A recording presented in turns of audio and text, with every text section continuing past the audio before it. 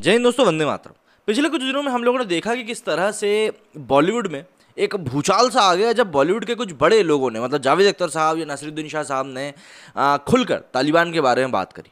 जाहिर सी बात है, कुछ लोगों को ये बातें सही लगी, कुछ लोगों को ये बातें गलत लगी।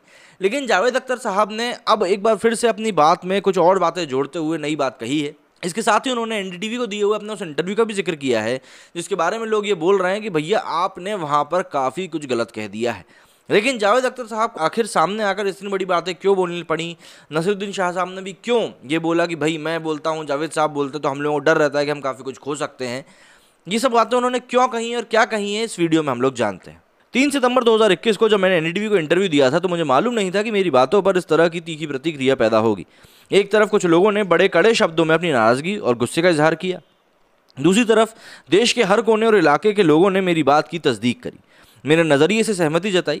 मैं उन सबका शुक्रिया अदा करता हूं, पर मैं उससे पहले उन आरोपों और अभियोगों का जवाब दूंगा जिन्हें मैंने इंटरव्यू से नफरत करने वालों ने मुझ पर लगाया है, क्योंकि इल्ज़ाम लगाने वाले हर एक इंसान को अलग अलग जवाब देना संभव नहीं है।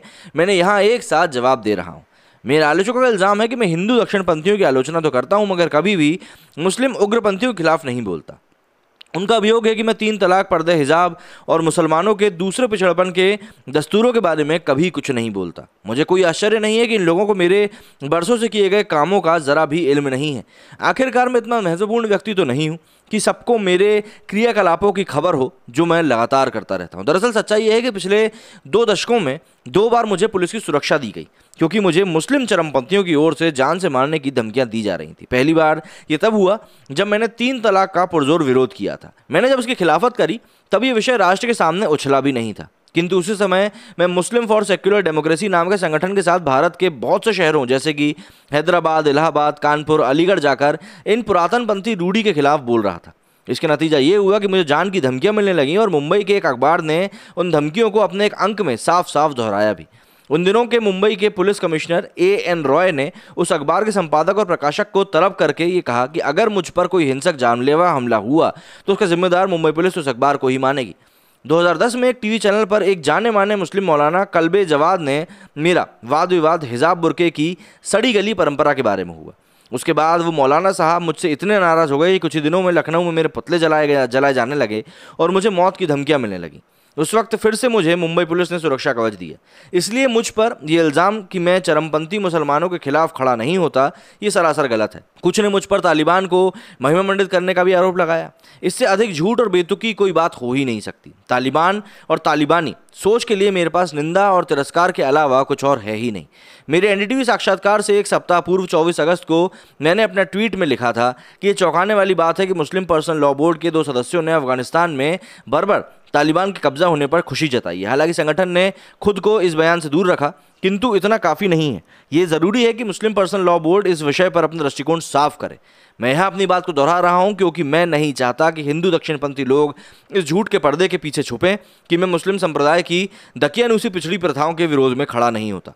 उन्होंने मुझ पर हिंदुओं और हिंदू धर्म की अवमानना करने का भी अभियोग लगाया है। इस आरोप में रत्ती भर भी सच नहीं है। सच यह है कि मैंने अपने इंटरव्यू में साफ कहा कि मैं पूरी दुनिया में हिंदू जन समुदाय सबसे सज्जन और सहिष्णु बहुसंख्यक समाज है। मैंने इस बात को बार बार दोहराया है कि हिंदुस्तान कभी अफगानिस्तान जैसा नहीं बन सकता, क्योंकि भारतीय लोग स्वभाव से ही अतिवादी नहीं है और मध्यम मार्ग और उदारवादी हमारी नस नस में समाई है। आपको हैरानी होगी कि मेरे ये मानने और कहने के बावजूद क्यों कुछ लोग मुझसे नाराज़ हैं।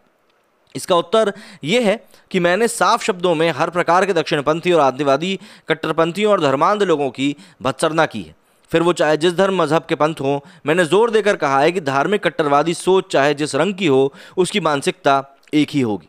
हाँ, मैंने अपने साक्षात्कार में संघ और उसके सहायक संगठनों के प्रति अपनी शंका जाहिर करी है। मैं उस पर सोच के खिलाफ हूँ कि जो लोगों को धर्म, जाति, पंथ के आधार पर बांटती है।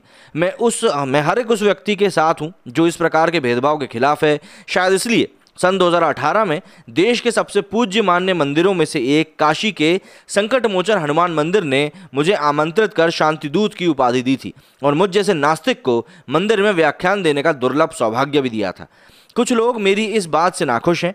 मैंने अपने इंटरव्यू में जिक्र किया है कि एस गोलवलकर ने नाजियों और अल्पसंख्यकों से निपटने के नाजी तरीकों की भी तारीफ की है।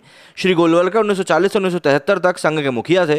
उन्होंने 2 पुस्तकें भी लिखी थी, we are our nationhood defined और अ बंच ऑफ थॉट्स। दोनों किताबें इंटरनेट पर उपलब्ध हैं। पिछले कुछ समय से पहली किताब के बारे में कहा जाने लगा है कि यह गुरुजी की किताब है ही नहीं।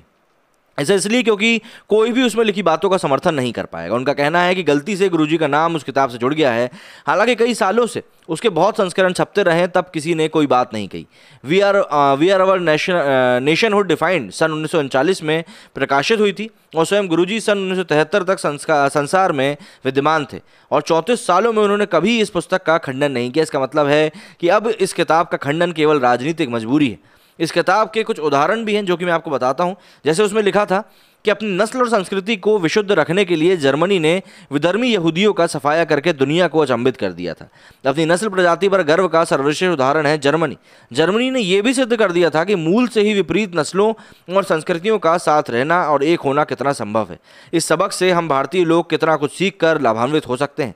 भारत में हो रहे विदेशी नस्ल के लोगों को हिंदू सभ्यता, मतलब कि जैसे क्रिश्चियन और मुसलमानों को भाषा और हिंदू धर्म को सीखना और उसका आदर करना पड़ेगा, और ये भी कि हिंदू जाति और संस्कृति की वो इज्जत करें, अर्थात वो हिंदू राष्ट्र को माने और अपने पृथक पहचान को भूलकर वो हिंदू प्रजाति में समाहित हो जाएं और तभी इस देश में रहें। उन्हें किसी प्रकार के अलग विशेषाधिकारों की बात तो छोड़िए, किसी तरह के नागरिक अधिकारों भी नहीं मिलने चाहिए। ये उन्होंने लिखा था अ बंच ऑफ थॉट्स में, पन्ना क्रमांक 148 164 तक और 237 से 238 तक, जिसका अध्याय षष्टम है और भाग 2 है।